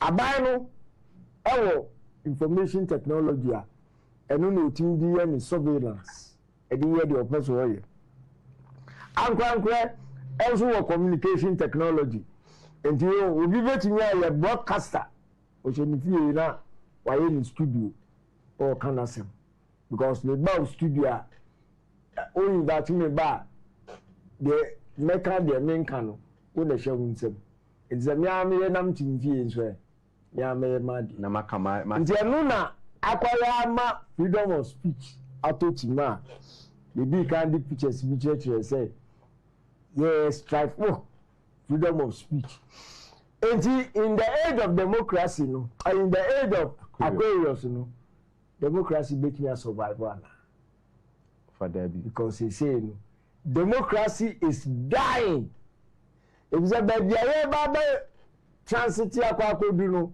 kabima minka bi ni ho na ibeduru ho awon na person okwa say say ye be shisho from bibi ye be makru ko kan obi bi an kan say government e dey aba den a omo debate wo ho sa enti no de eba no enye aban we nko na ye wa man nyina so senior because multiplicity of communication technologies aban dey ma buy say obetimi manage free speech and when to me manage dia and you make clamp down the no the third video no abodi ni ye can democracy survive in the age of Aquarius and your question I will be sa video no ma ye see dying all over the world. We're seeing similar trends: autocratic government, suppression of freedom of speech, and the use of information technology to monitor and control populations. For those of us who grew up thinking democracy meant having the right to say what you think about a government's policies, it's depressing to watch. And I've got bad news. The astrology I'm looking at suggests to me that representative democracy could indeed be on the decline, and perhaps even that the era of liberal democracy is over. Before we look at the astrology, let's survey the landscape. Now, it feels to a lot of people these days like democracy is on the rocks in a way that it hasn't been for a long time. People on every side of the political spectrum will, of course, be pointing fingers at the other side now, going, yes, Dan, exactly, it's those right-wing fascists or those shit-lib communists over there, they're destroying democracy. But the picture is more complex than that, because whether we're talking about more autocratic states or those with long democratic traditions, we're seeing the freedom to speak out slipping away all over the place. This is absolutely true in my own country, the UK, where people are getting knocks on the door by the police or even going to jail for tweets and Facebook posts right now. The UK is arresting more than 30 people a day for supposedly offensive social media posts. Now, the UK is just one country, obviously, but it has a long democratic history, including of freedom of speech. And the fact that the UK itself is backsliding in this way looks symbolic of the times that we're living in. The UK's extremely unpopular Labour government now wants to bring in a digital ID system, which is something that the dread pirate Tony Blair has been pushing for decades now. Supposedly, this is to prevent illegal immigrants from taking jobs. And maybe that's part of it. But it seems to me that there's an element of creating a problem and then providing the solution, a solution that happens to perfectly suit the purposes of totalitarian government. The UK isn't the only country trying to bring in a digital ID scheme. I recently read a tweet stating that 17 countries had rolled out or passed digital ID laws in the past 3 months. I checked the tweet out, and as far as I can tell, it's true. These countries are all marching towards digital ID. It's a bit weird, isn't it? Why the great rush to do this now and in lockstep?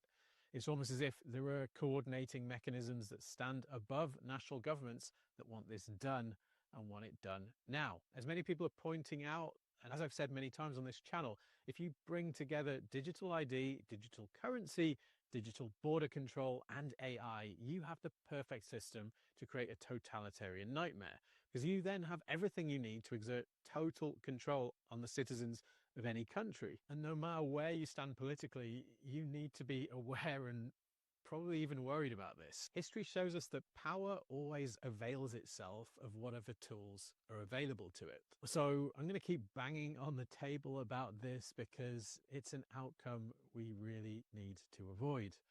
I'd also like to take a moment to recommend the English writer Paul Kingsnorth's brilliant new book, Against the Machine here, which describes the ongoing surrender of humanity to what he calls the machine, what Jacques Ellul called technique, and which Rudolf Steiner called Ahriman. Now, beyond the UK, there's also weird stuff happening in Europe right now. 7 politicians from the right-wing AfD, Alliance for Deutschland party, have been found dead in recent months. In Europe, we're seeing elections being overturned or subverted when the results go the wrong way, which basically means people choose governments that are hostile to mass immigration. In 1980, after 140 years of conjunctions of Jupiter and Saturn in Earth signs, we saw the first air conjunction of the current cycle. 20 years later, there was one last conjunction in Earth in the sign of Taurus in the year 2000. And then in December 2020, the conjunctions moved into the air signs permanently, with a conjunction in the first degree of the forward-looking, collectively oriented sign of Aquarius. So we're firmly in an age of air now. What can we expect? Well, we have to think about the nature of these elements. Earth is structured and stable, but air is fast-moving and chaotic.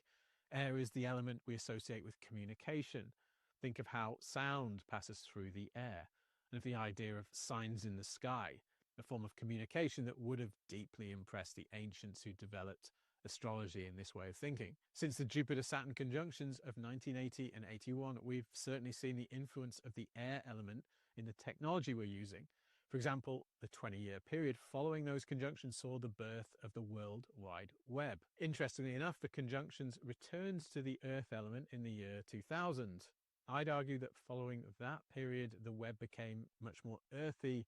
It was less chaotic and free than it was in the early days. It was taken over by a small number of big companies like Google and Facebook and Apple that wanted to herd us into their walled gardens. Again, think of Earth. The web became all about money and lost its original, more innocent, freewheeling spirit. But now we're fully into the age of air. You can already see how the internet is starting to fragment again. For example, Twitter is now just one of several similar microblogging networks, including Threads and Blue Sky and so forth. And people are also retreating more and more into private chats. I think we're going to see more and more fragmentation of this kind over time. This is the nature of air. The Jupiter-Saturn cycle has to do with governance. And in air ages, I've seen that power seems to move towards airy people. Think of nomads, who are people who keep moving like the air. In the last age of air, Genghis Khan's Mongols built their empire. They were nomadic people from the windy steppe of Mongolia. And today we are in the era of the digital nomad. Now, the elemental age seems to tell us something about the metaphysical weather of the times. In ages of Earth, there's an emphasis on trade and the growth of trade networks. In air ages, there's a rapid growth in the spread of ideas and information. But this is where the trouble comes, because the free flow of ideas isn't something power tends to be comfortable with. And so these ages of air are times when more effort than ever before is put into controlling thought. The last air age came between 1186 and 1425. During this period, the Catholic Church founded the medieval Inquisition. This was the church's attempt to crack down on heresy using the tools of bureaucracy and violence. In particular, the first targets of the Inquisition were the Cathars of southern France, who had a faith that you could describe as Gnostic. Like the Gnostic Christians of the early centuries of the first millennium, the Cathars believed that this world was created by an evil god, but that there was a true God above him. They believed that Christianity had been corrupted by the Catholic hierarchy, and that true knowledge of spiritual reality would provide salvation. Gnosis means knowledge. Of course, this didn't endear them to the church, which set out to destroy them in the 13th century, again during an age of air. What came was the so-called Albigensian Crusade, named after the city of Albi in southern France, where many Cathars lived. This was the only crusade launched by the church against Christians, and it saw the massacre of hundreds of thousands of Cathars in the Languedoc region. This was essentially a war, or a genocide if you prefer, against people who had the wrong ideas. Now, in his book about the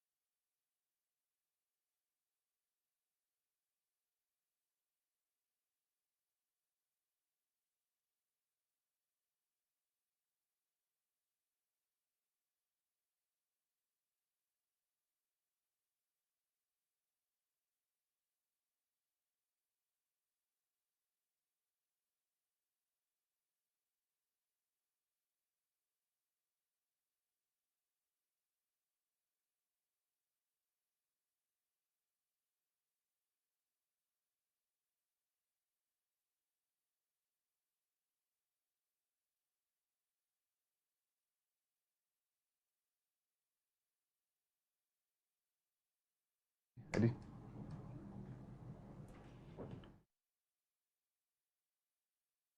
Sabi wani guso a wo share Wake Up Africa Jumadi Royal Television so na video na me ne wo share no wura na okasa no o ya astrologist enti ono ye ka sa ages enema onimuye pa na eno na wo chirem se ena democracy na ye no sa na democracy no kura no e ba be wie dictatorship owura na asem na o kana ge say ene democracy no eno na ofa ka say democracy won e illusion e na da e trosem because ene no age na ya wura mu no kura no omuntimi ma democracy anya adwuma na wo kura na in age of crisis kura no democracy no kura na o ka ho asem no identity as democracy na Roman church na or this anema ne ba ye na no tie democracy ni nyina ti no omodo omosom ne ba ye no so yes awon som omosom na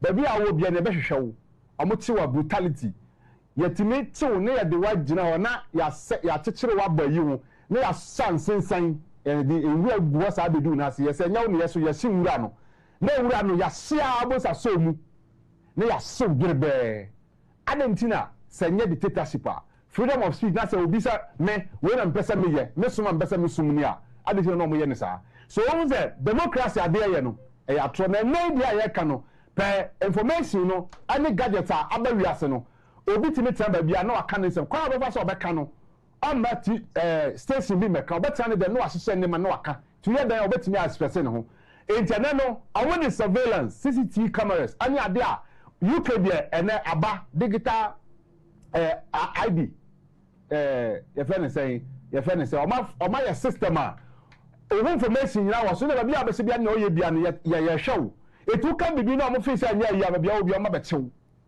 top police we any system mo say aga na hakwa no omo di beti o asese ana omo say ebi wo kasa wo phone so na wo phone no se ma be nkoma obedi no wudi na omo hwe na ye nya wakasa ti aban na omo ko hwehwem na omo ya tech companies no mema kwan na aban na investigate no mama mu nya oka ye nyina na mo da hwehwe no macho ni nyina account na ID card say be ya information no bibi o me bi o metinya track you we enti na o ma hihye sa na ema ni nyina age of Aquarius o ma anya ne sa o ma fa nko dictatorship I no say freedom of speech freedom of expression obi e be kan bibi a ebe gwa ko say aban na mankofo hu ni aban ne ye ne nyema o ye okokwo mu a obi ahu no be ye pie ne senti no o mo crack it down on all these things we ani siseye ani dwumadi a o mo deba ovamba cho me da so fi me da ase na sanya we kan ye no you move gradually into the totalitarian regime. Hi. 1949 and English novelist I friend George Orwell a true book bi book no title 1984 1949 or true you publish here nanumu na book bi a ever can say dystopian. You see, maybe a dystopia. When I have class, no, I imagine. I do read it in see a basic. No, or you imagine a future Europe. Abandiaba. You're down on your friend Big Brother. Now, Big Brother ni Obia or minding the origin. And you see how now what TV now yet cho. You will say, I be bop from Senya, receive Britain, ye bop from Magana, ye be bop from equal muti, ye do. And you touch at the end of the no, Emma, baby, I see. Yes, she say, I'm a no, but say, Antichrist Bina, or Baby, if we are so for 42 months. If you say Jesus Christ, and Jesus says, last week, who say, oh, baby, only for baby. You will live on that. Yes, you was I see so. I want to baby take a charge, or baby, ye the obeying now. It is a sad year. I'm not a man, I install cameras. Street cameras, then I will be. Or man, yeah, so be. And you know about here, then you are doing say, Obi show. Bishop, Obi show, any be show, any only or Mubonani associated in Jirasu. Sammy, Eddie, the who was our Argentina for a query and a CCTV camera. Tracy, now yet will we meet say. In Minano, Eradini, any other. And Dot over Big Brother. We need to be the world. And only as a Sudia, a man will be a year, no, the other. Is that not here? Now, NGO, now, can the future of democracy and plateau would be trouble while night. They walk out in Susiano, democracy in the era of Aquarius. Of course, they have been paid to make us believe and understand. And I illusion that fantastic. And when World Economic Forum, any United Nations, I can't one say, if we are secure and we are to say, you have one world government. You have one world leader. By the year 2030. Until the Shayani Nemanema Bukwai.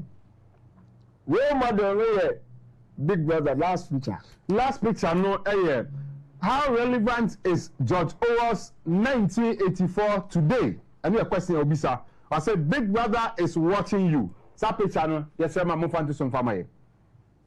Okay. Okay. If I tell book that so na year kind of. I say how relevant is George Orwell's 1984 today? And your question I Obisa I say Big Brother is watching. Big Brother is watching you. Okay. Book no but you say and kind here. George Orwell in his book 1984 pictures a dystopian world where tyranny of a single party has led to the establishment of a totalitarian state where freedom of expression is curbed. Yeah. Okay. Okay. Okay. And the about two short films. They declare World Economic Forum. One more share no more can say and me also say yetimi essenza niema. Na ye kutia disinformation and misinformation. Na some may munu na udum say Trump do ba omu na obo omu against say the omu kan omu boa nti e ba be first one here World Economic Forum for them. Okay. Video no be one here World Economic Forum and free speech. Sa video no mu ma here. Number one concern. Ladies and gentlemen, dear Klaus, let me go back to the number one concern of the Global Risk Report: disinformation and misinformation. Tackling this has been our focus since the very beginning of my mandate.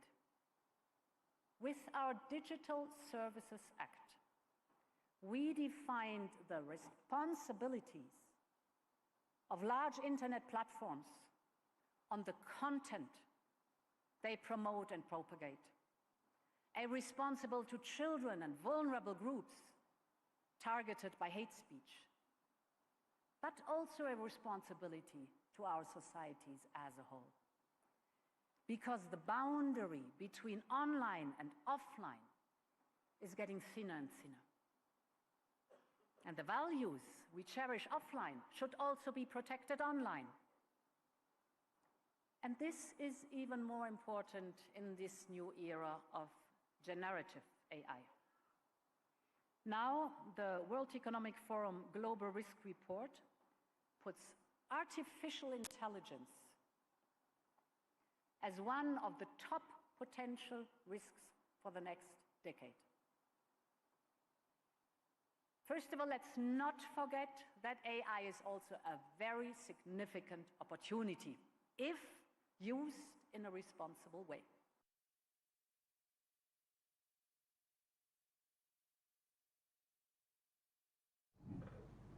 Ebusia sabi wani guso a wo hye Wake Up Africa Jumadi Royal Television so ahaya na obinya no World Economic Forum freedom of speech one say ne a o ma target ade no o ma ye nhihye say o ma hu say ene digital space na ya du no se o ma mpe kwan bia so a o be control nkofo with some car o mu nyuma na o mu ye ne nyama na o mu ye no nkofo be blow no crystal blowers and go for him nyomoye so mbe blow no interne no omoye mfidie ne nyama he oye den nya obesa obeka no no mahu dedededa o nka kwa ne aba be moa o plan ye na o sise na no ne aba be so mu ti AI ahodo omoye ani nyina no eye sa na ema we World Economic Forum na munim nipa ban omoye a kam beti omoye de na se over kobi ye de enkomodie no ba wie no tell American no Trump oh odi ni mere ya okọ opposition no o kan sembi okay o nkan o be kan headline nko a onu me kasa okay asem no kan yo where yeah Trump asem o kan I say if we don't have free speech then we just don't have a free country ono kan of ono kan no kan no we win elections no and we sign executive order so I restore free speech. When I granted the American young guy they friend Charlie Kirk or started say promote freedom of speech or kasa or platforms be so we na government be cutting it. The cutting it we ya we asase so no ho and after Trump and then call for say almost shift your position and now yeah the new so the second video na no after the Charlie Kirk assassination after the Charlie Kirk assassination okay after the Charlie Kirk assassination Trump administration changes tone on free speech. But that video power of the state be weaponized to persecute political opponents. She was a paid agitator, and you have a lot of them. And I've asked Pam to look into that in terms of RICO, because they should be put in jail. He's never said, I want to arrest you because you disagree with me. He's never said, I want to censor you. The George Soros Open Society Foundation and the Ford Foundation, do you know they benefit from generous tax treatment? No one will be prosecuted, investigated because they are a political opponent. We will absolutely target you, go after you, if you are targeting anyone with hate speech. I've got your commitment. There will not even be a whiff of an investigation that appears to have a political motivation to it. I commit to that. He's simply trying to have dinner. Does it mean it's just completely random that they showed up? Maybe, but to the extent that it's part of an organized effort to inflict harm and terror and damage to the United States, there's potential investigations there. When you have a country where you can throw people in jail for violations of misinformation, for engaging in free speech, for engaging in good legal advice, for challenging illegitimate election results, you're not a free country anymore. The power of law enforcement under President Trump's leadership will be used to find you, will be used to take away your money, take away your power. Yes, I will also Wake Up Africa, Juma the Royal Television. So, na meno kasai, ya video bi edika na ya catch us Britain. Facebook, YouTube, social media platforms, you know. Okasa was so ene.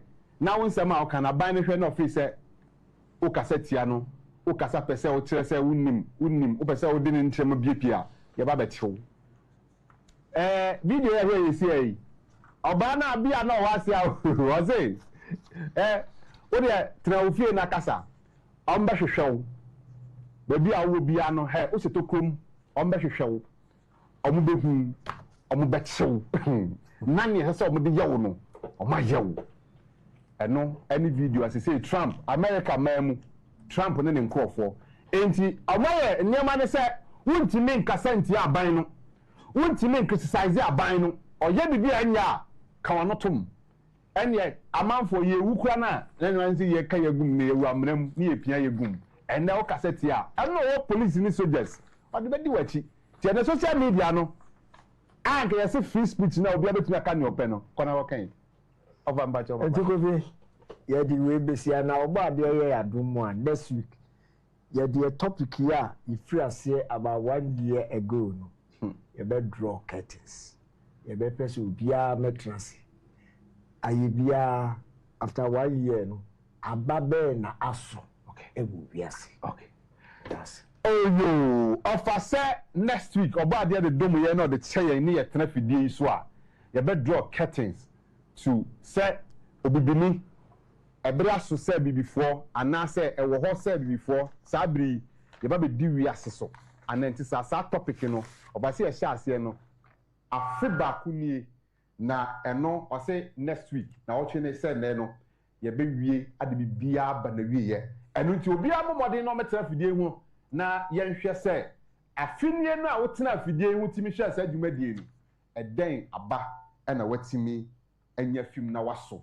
yo me yanka boy tiawa na fe yakọ ye dwumadi a ewo ho no soso we ye eye ebia na won crime ana other places are opese utie radio station afatete ne ma a wotena radio fidie so a obetumi ahwesa atie nsam yi emu nchenkiremu pa ne emu nsam na hodo ewo honom akra ha obenya no Mothers FM eye 102.7 eno eye fiada bia no 9 to 10 wana eye nwumre ha fiada bia akra ha na bia no obenya no high wesanya nsam no bi o High FM eye 94.5 eno ye memenda bia ebo anopa 10:30 up to be 11:30 ai ekosi 12 mu ho na obenya from 10:30 anopa eye memenda bia obenya nsam yi ebi ho eye Cape Coast and so obenya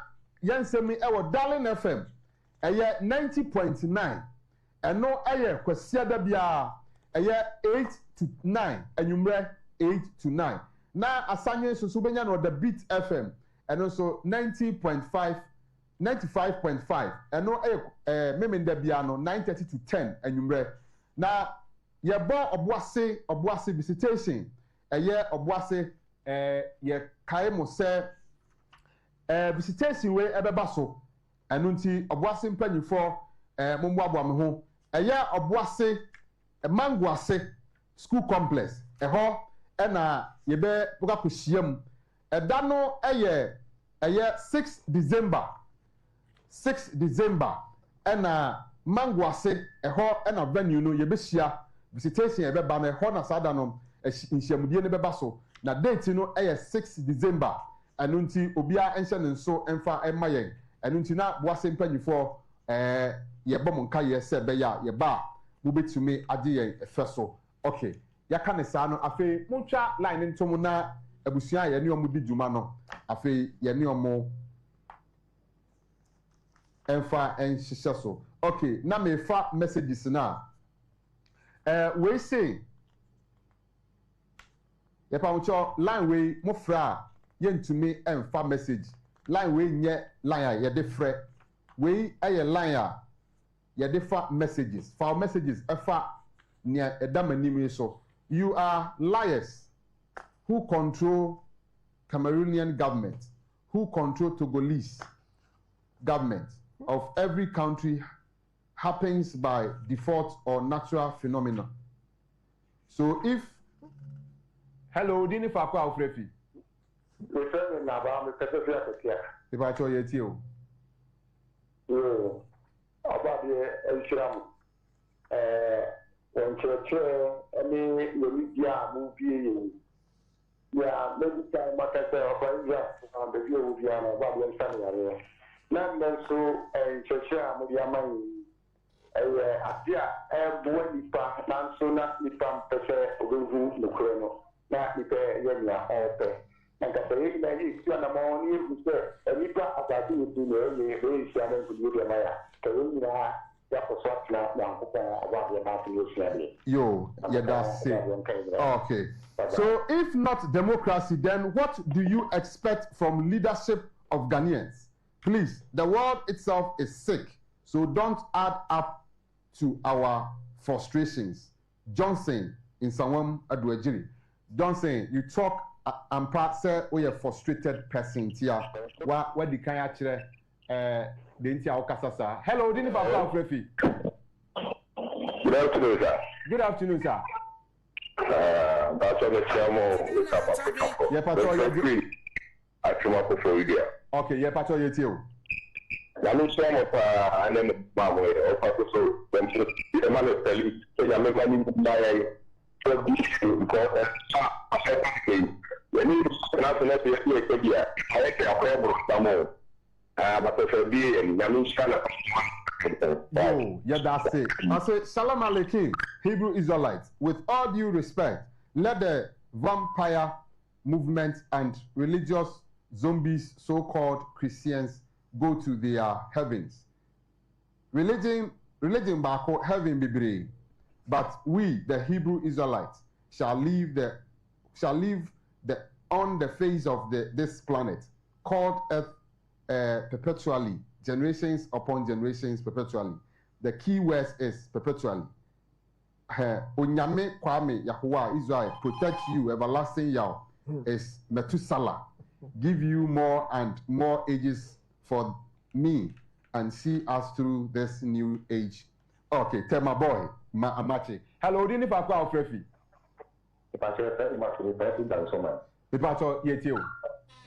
Ipacho MPPC a democracy no adani democracy sana. Eya ubisa ya na democracy no mo di ba ya, ni si o adani democracy sana.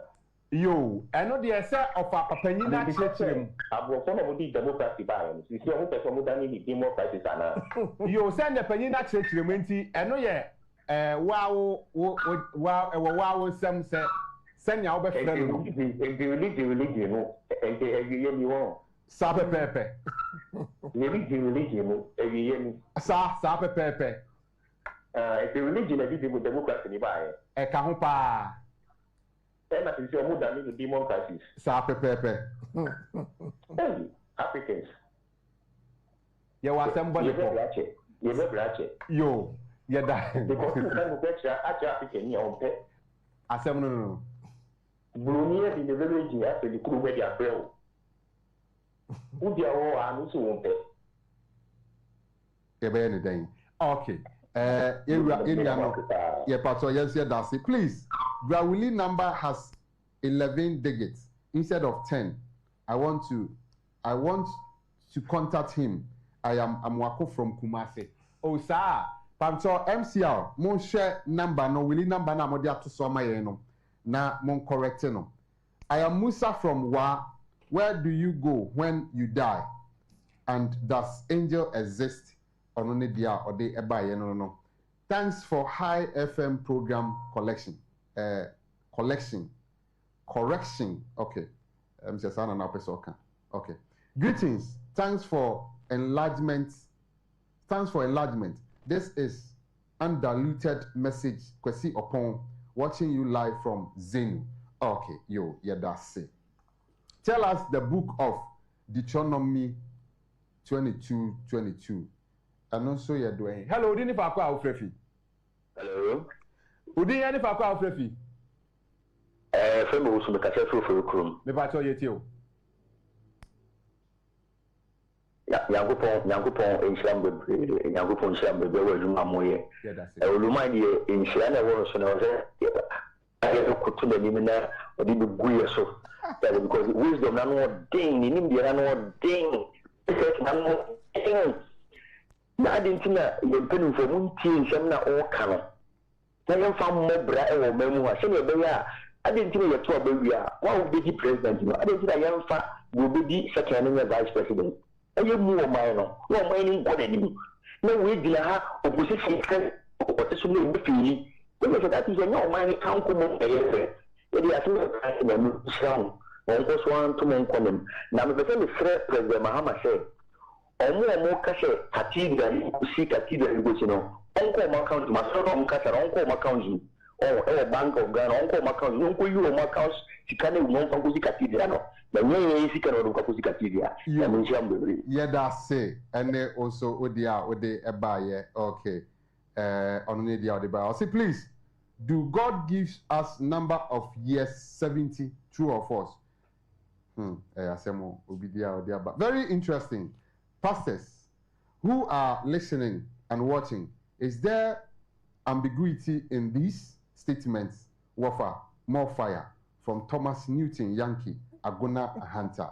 Okay, yo. Onone dia or the buyer no. Hello, Dini Fakwa Aufrefi. Good afternoon. I don't really say I don't have no because the Western region. Yes, yo. Madam Nasi Papa. Yankupo is showing Jesus doesn't show. You're showing Papa. Okay. In the watch chairman send me my opinion maybe I say. Not then and Adani and Daba. There is a match of the fight at one. I see as a full country bloom the letter chance in the Mara. The cheddar said no corner manuma, which a papa out of a feeding can walk across. You don't want them so you have a number. You know, I'm not all be a watch at no corner. I'm sure I'm more back. Yeah, that's it. And one thing, and I'm more sometimes so money and say, yeah, that's it. You put that money to me. The papa but not for one papa. The Kazaja 20 small again. And see, on the corner of a chance, so they will say, yeah, MCR, the Kamidasia, Montiasia. God has different names. If I talk about my identity, and yet on Kwana Unia Biaba, so God has different names. Some call him Allah, Jah, Nyankopon, Mau, etc. That doesn't change the existence of God. We, traditional Muslim Christians, all believe there is accountability after death. So choose the right path. So do you believe in life or accountability after death? Okay, in Genesis 1:1. Yo. Yesremo say ebiana open sembisabi ane sama yakeken opese in yanu bi sembisabi o ha. Number we 0244 686557. Ope and sembisan bia nu ya for 0244 686557 0244 686557. Ena ebia books bia ye ope ebia one book bia na what book binka ope bia for number we 0244 888910 0244 888 ye momo number no 0245 070164. Your momo number is 0245 070164. Edino aye Joseph Kofi Ediko. Aha ana obo ade e ma ye kwan e ma ye de dwumadie ni nyina aba na wie ye.